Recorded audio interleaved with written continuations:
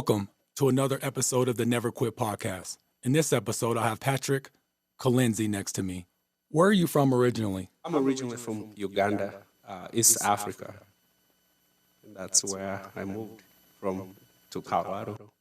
How long have you been in Colorado? I've been in Colorado for 23 years. My first stop was Chicago for an evening. Bad weather, got stuck, didn't know what to do. The next flight was more expensive than I could. So it was $300 the flight. So I had $80 and my next stop was Kentucky. So I headed to Kentucky, spent about 2 weeks, 3 weeks, and then I moved to Colorado. What made you path to become a veterinarian? That's a very beautiful story. My grandfather, who is the hero of my life, he's the reason I am who I am. We are herdsmen, cattle keepers. We don't know anything about animals. So when I was going to school, I was a scientist. And so when I came back on vacation or talked to him about science and biology, and he would just say, so what does that mean? What do you do with that? And I said, well, you could be an engineer, you could be a medical doctor, you could be any scientist, biologist. He said, does that include cows? And I said, absolutely. He said, how does it work? I said, you become a veterinarian. He said, that's what I think you should do that. And I said, you're my guy. I'll do what you understand so we both can understand the same thing. And absolutely, that was the only reason. Have you always had an interest in pets? Yes, because growing up, again, like I said, we were herdsmen. We were servants of people who owned cattle, so we used to work for them. And on your way to herding cattle after school or before school on the weekend, well, your companion was a dog. And I'm talking about, we're not talking about farming like people see in America. We're talking about you get up in the morning, you milk between 5 to 7, and then you get a little milk and potato, and you follow the herd with your dog. So for 10 hours in the wilderness, the only friend you have is that dog. And I had my dog called Simba at Nyabuangu first, and then that was my buddy. And that's how you fall in love with pets, because you grew up with them. Do you have pets in your home and in your office? Yes. We have 2 dogs. One is 70 pounds of an American Bull Terrier. He's a spoiled. He's the wimpiest pit bull. He will run away from any problem. But we have a 5-pound Dilly. She is a tough little dog. She protects the family. We don't count on Ty, who is the big 70-pound. We count on Dilly, the 5-pound. And they're beautiful, good dogs. Are you good with particular animals? Do you consider yourself a pet whisperer? I have a client, a couple who just, I jokingly say, oh, yeah, I want to see Dr. Patrick because he's like a whisperer, a pet whisperer. No, I'm not a pet whisperer. I'm comfortable with treating pets, dogs and cats. That's and the reason was really simple. When I was in Africa, I practiced for about a year or less, and we were just taking care of cows and goats and sheep. It's good, but it doesn't pay well. So I thought, if I want to do real internal medicine, where should I go and what should I do? And that happens to be only in the United States and dogs and cats. They're treated like humans. So that's what I do, and that's what I'm comfortable with. Do some animals need more veterinarian care than others? Well, all animals are supposed to be equal, but just like in humans, unfortunately, it depends on the family. If the families are comfortable and they can pay for all services, the pets get all the care they need. We're talking about blood transfusions and cancer treatment and referrals, and sometimes, they're contemplating organ transplant in Cornell, I think. Some families can afford some things like that. So we unfortunately have pets who go to rescues, to shelters, and we try and help them as rescues. But they don't get the same service, again, just like families can afford things for their children and loved ones. Is it accurate to say that veterinarians usually specialize in, example, farm animals, zoo animals, or reptiles? What animals do you treat? I treat dogs and cats. I have friends who treat reptiles, and rodents, and I'm not good at those things. Other vets treat birds, and the one that I thought I could do is wildlife, but it needed extra training that I couldn't really afford when I was in training. But all specializations, we have people who specialize in uh, small animals. We'll talk about, again, rodents and snakes and things like that. Yes, everything is treated. That's, if you consider it an animal, it's treated. I know you said that all animals are consideredly treated equal or need the same amount of care depending on the person's financial or means, etc. Right. But do some of the animals present great challenges for you? Cats. Cats and they can kick your butt if they don't want to do, they don't want you to do anything. There's nothing you can do besides, maybe giving them a little sedation. We actually have a combo of drugs that we coined, veterinary medicine coined kitty magic. So you have to give them a little bit of that to do anything. And the next challenge usually are small dogs. A good number of them will kind of, take a little bite at you if you're not careful, and you have to respect them. The big guys, it's easy. If they don't want to do anything, you could just hug them, you can hold them, you could talk to them, you could give them a treat, and you can see anything coming. Little guys are tough. Yeah. So what would you say is the best low maintenance pet besides cats, obviously? Pit bulls. Pit bulls? Yeah, which is funny because they are goofy, easy, loving pets, and I might be lucky because I practice in places where these dogs are just, since they were puppies, they were brought in the house and carried, and they don't know any aggression. They don't have to be protective animals because, let's face it, my practice is clients at Boulder, Broomfield, Longmont, Lafayette, Erie. It turns out that those pets are just easygoing, and I find them easy. And mostly large breeds, they're pretty easy. What similarities do you see that are similar between human and animal care? It's amazing anymore. Again, I'm just going to talk about the place that I practice. We have the privilege of, good income neighborhoods, and maybe I might be wrong, but it could be part of that. My clients have pet insurance, and I'll give an example. Some procedures up to $4,500. Sometimes it's more. Sometimes they need hospitalization at a referral, and that will go to $10,000. So they have pet insurance, and those that don't, they'll pay them. So that's similar to human medicine. We have specializations. I'm a general practitioner. If I can't figure out things or they need tools that I can't afford to stock, or I'm not trained in that field, we have referral hospitals. We have referral to internal medicine, orthopedic surgery, oncology. Again, just like in human medicine. I'll give one last example, but there's a bunch of them. I had a patient who, this was an interesting case. This German Shepherd, beautiful, owned by wonderful clients. These are some of my favorite. He would vomit every time he ate. Young dog. And I did everything I could. There's a condition called megaesophagus.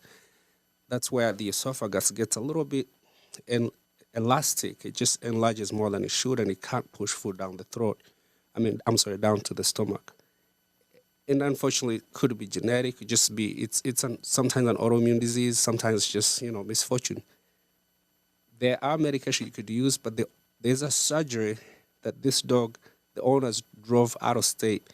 And I might be forgetting, but the only surgeon that could do this, or the only specialization that had figured the surgeons to do this, was in Minnesota University.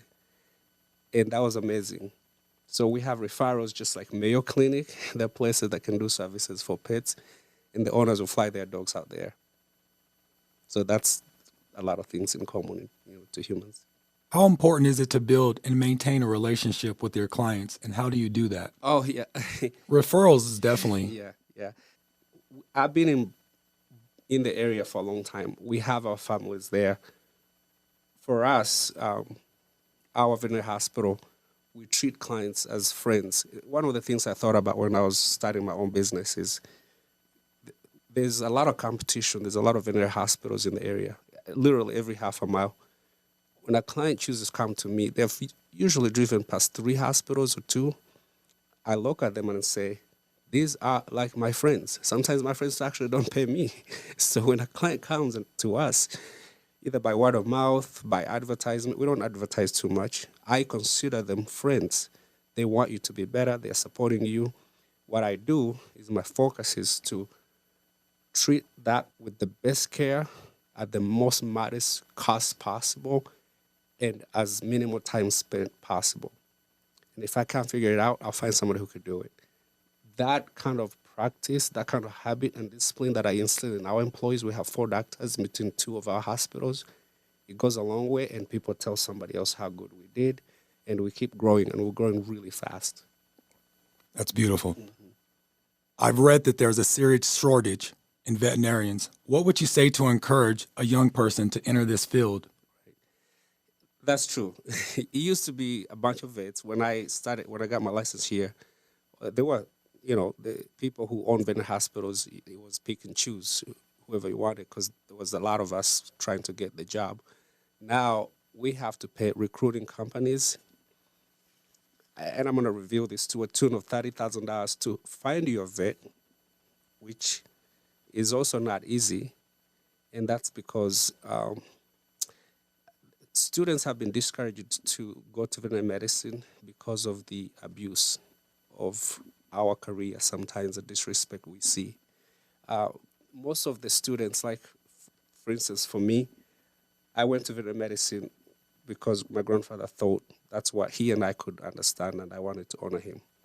Some vets go there because they love it. It's not for the money, they love it. So when you do a good job and you get criticized when you meant to do well, and then other young people see that, and it's expensive. It's $250,000 to graduate from veterinary school. There are other jobs that can pay the same with no big abuse, so they choose not to do that. So that veterinary schools are graduating less students nowadays, and it's a scarce period for veterinary doctors. But there are good, hard-working veterinarians, so people who will go there no matter how little it pays. But while I talk about the pay, it's a good profession. We're happy. But I encourage all the young people to just go do veterinary medicine. You'll be happy. And there's always some criticism in any kind of career. But most of us are happy. What are some of the common misconceptions about veterinarians that you would like to clear up? Yeah. That we make a lot of money. And the other thing is that it's far different from human medicine. I'll give you an example. Someone wants to call in and get medicine for their dog when they haven't been seen in the last 3 years. You can't go to Kaiser Permanente and just say, hey, give me that medicine because I got it last year. The other things they think is it should be cheap. But 75% of medication we use are manufactured by the same companies sometimes. The training of a veterinary doctor takes as much time as the human doctor. The cost is about the same. But yet the pay is not the same. So we kind of deal with all that.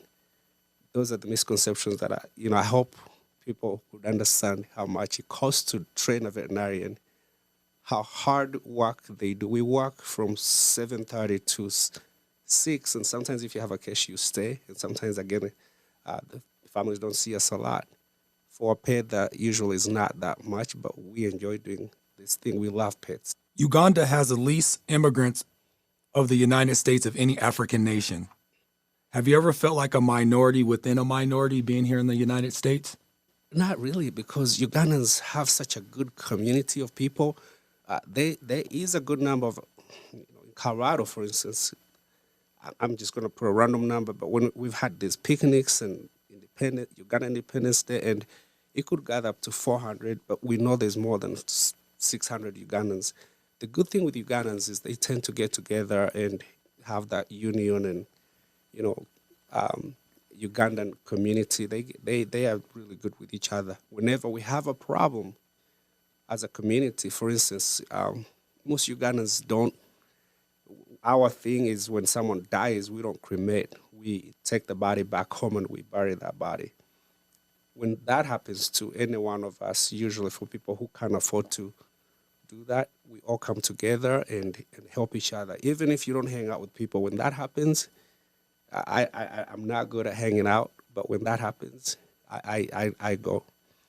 So that's the beauty about Ugandans. So we don't ever feel like minority. And most Ugandans here are hard working people. So I feel comfortable with my community. People joke and always say that people look like their pets. Would you say that's true? I wish I looked like Ty. He's a very handsome boy. He just, he's kind of dumb though, so that part I don't want to look like. But he's such a handsome boy. I'll show you pictures of him at some point. Okay. Yeah. What is the most unusual case that you've dealt with and handled? There was one little dog that ate a chicken bone, part of the chicken bone. Actually, no, it was a cow bone. And it was stuck just in the esophagus, but it could not go through the stomach. If we have a foreign body, it's easy to do a surgery, remove it from either the stomach, intestines, whatever it is. But it was stuck in that ring, and you could pull it out. And that surgery between the throat, I'm sorry, not the throat, the esophagus, before it drops into the stomach. Remember, there's the chest, which includes the heart and the lungs. And this was in the evening. The dog was choking. Had it been kind of a safe, situation, stable, I would have sent it to a specialist hospital. So the owner said, "Well, Patrick, you're it. We're not going anywhere. You got to take it out." So that was my most difficult surgery. Even though it seems basic, to push that thing down, I would have had to, some things would tear down there, and that would be not easy. So I had to chop up the pieces of bone inside the dog before I actually took out the bones. And sometimes we're faced with things we never learned in school. And then the others, I had to do a surgery at a client's, table, but it was easy because of a quick little sedation, and I hated doing it, and I'll never do it again. But I had no choice because I was in a setup in Uganda that I didn't have any choice. Can you share with us one of your times where you were especially proud of the work that you did as a vet? Yes. Man, I'm trying to think of one. I sent a dog to, I was trying to treat this dog, but he had seizures and I couldn't fix it. Sent to a neurologist in the area. They couldn't do anything. So owner came back and I said, "You know what? Go to Colorado State University and see if they will do something." But that dog had a brain surgery and lived for another 2-3 years, I think. Another one is a dog I wasn't sure because, as a general physician, you have just an x-ray. I suspected it had a heart mass, and usually we ask a cardiologist to check on that. But I sent that pet to Colorado State University, and I keep referring to that because we live in Colorado, and that's the big, teaching hospital. And Dr. Orton, at that time, who probably has moved to a different university, found a mass, did a open heart surgery, removed the mass, and the dog lived for another 4 years. So those were some of, and those are just a few, and I'm just drawing a blank with the rest of them. But those were really cool. They survived, and it was like big surgical procedures. What advice would you give to anybody that you wish you had before you started this professional journey in your career as a veterinarian? I wish grandfather was a veterinarian. I would be superhuman veterinarian in the world. What do you do to unwind and relax when you're not working with pets? Oh yeah, part of it is you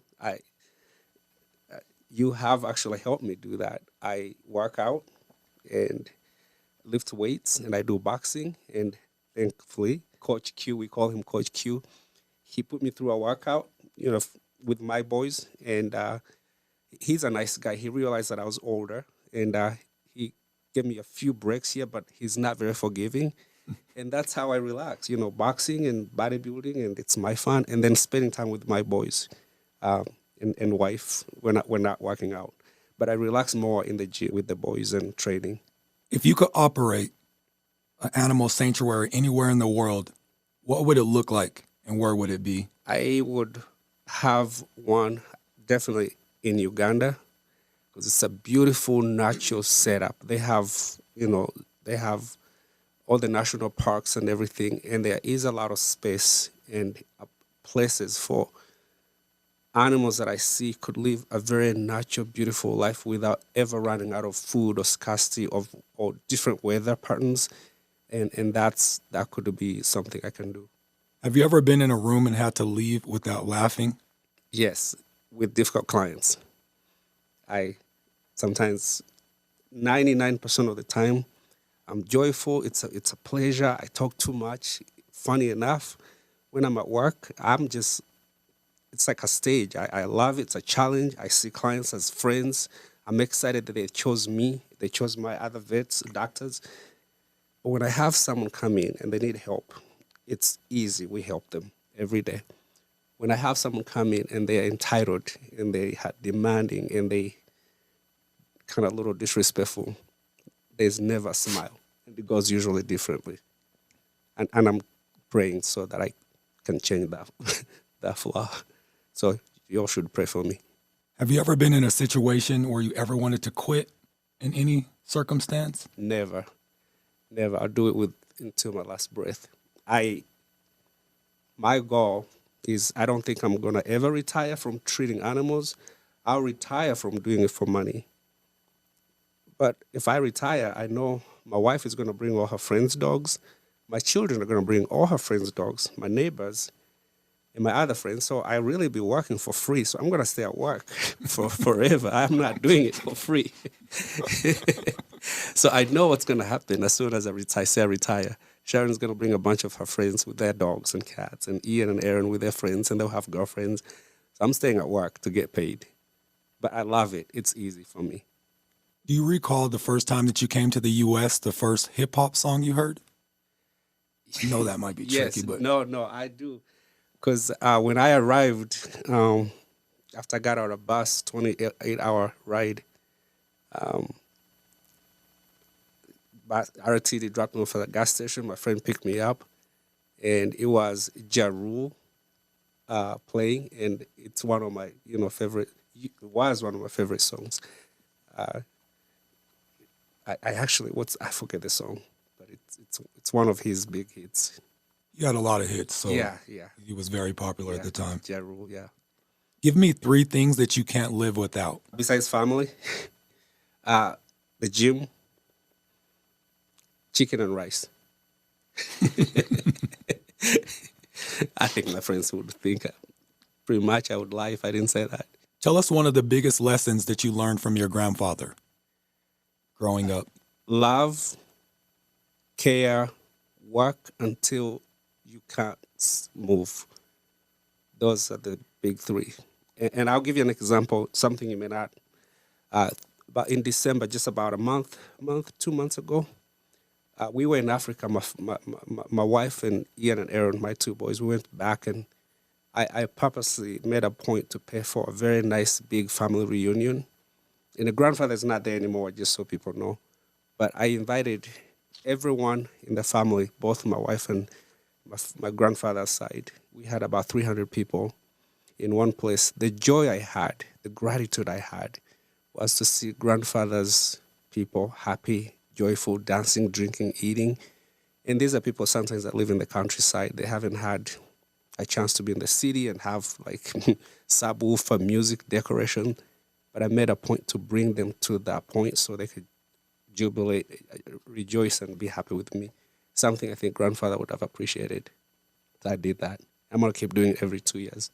Tell us about your practice and where you're at right now and where you're located. Does your facility have one doctor? Do you have other doctors? Are you the main boss? Do you work for somebody? Who are you? I'm Dr. Patrick Kalenzi. I've been blessed we have 4 businesses.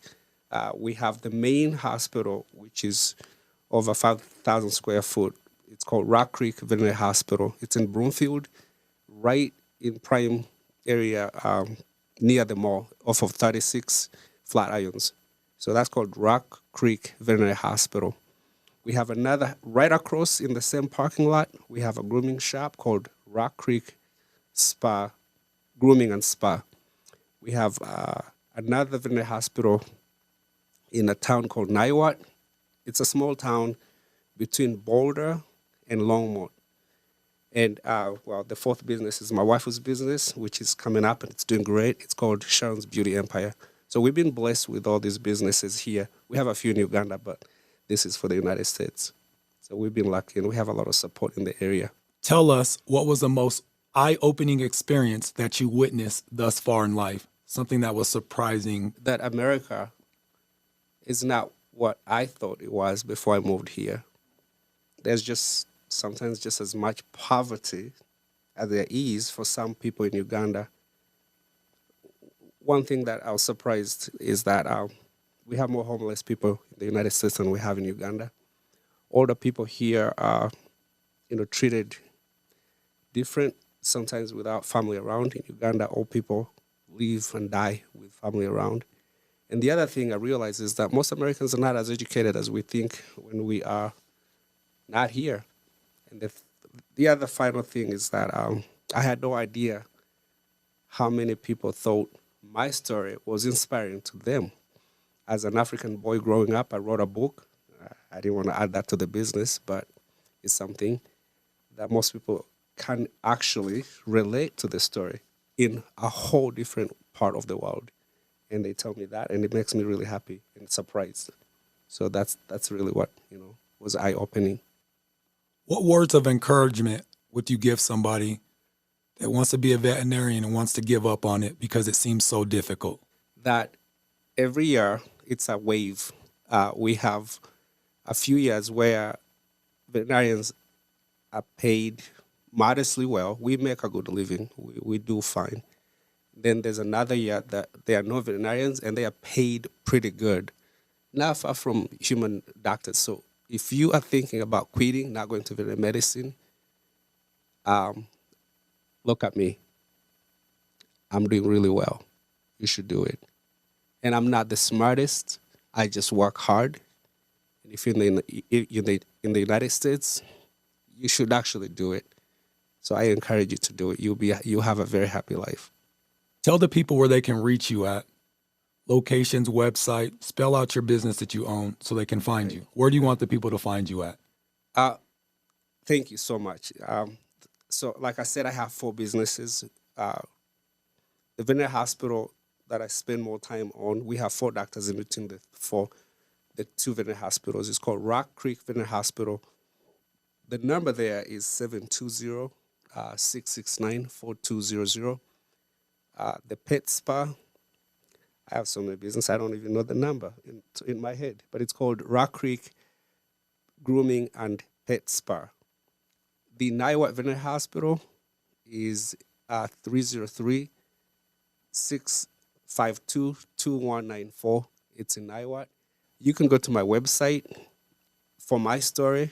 And by the way, I'm working on turning the book into a movie, so I won't get excited. You know how these things work. They may not work. You can just Google Patrick Kalenzi, Patrick, and then Kalenzi is Kalenzi, and you'll see everything all about the hospital, the book, and anything that I'm all about. Thank you so much. Thank you for your time. This has been another episode of the Never Quit podcast with Dr. Patrick Kalenzi, who's an author, veterinarian, father, and an awesome hard worker who's come from Uganda here in the United States working very hard as a veterinarian. Thank you for your time. Thank you so much.